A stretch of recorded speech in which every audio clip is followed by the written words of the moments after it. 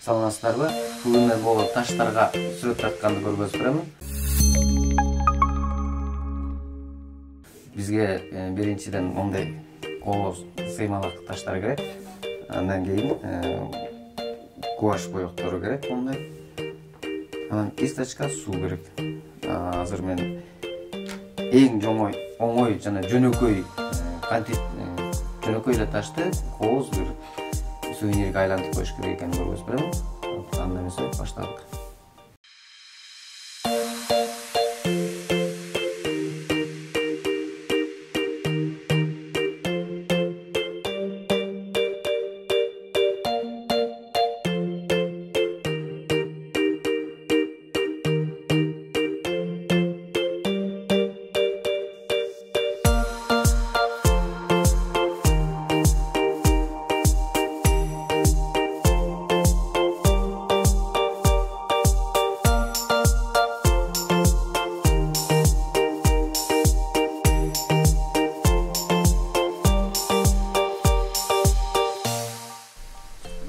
Таштын формасына жараша композиция түзүүгө аракет кылдык.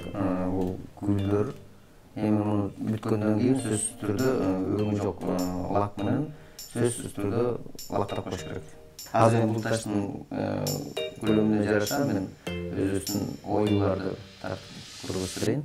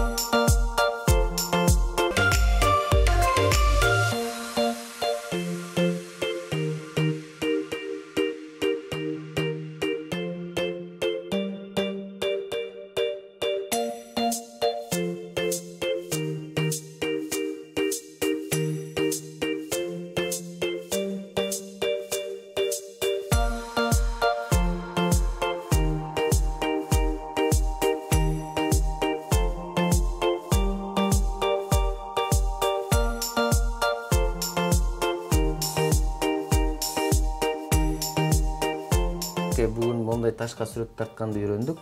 Аз убакыттын ичинде гана тартып койсо болот. Бул көп деле каражат кетпейт.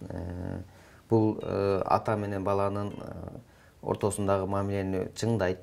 Бул баягы чогуу убакыт өткөргөнгө балдар менен бул абдан маанилүү. Балдардын өмүрү бою жүрөгүндө, көңүлүндө бек сакталып калат.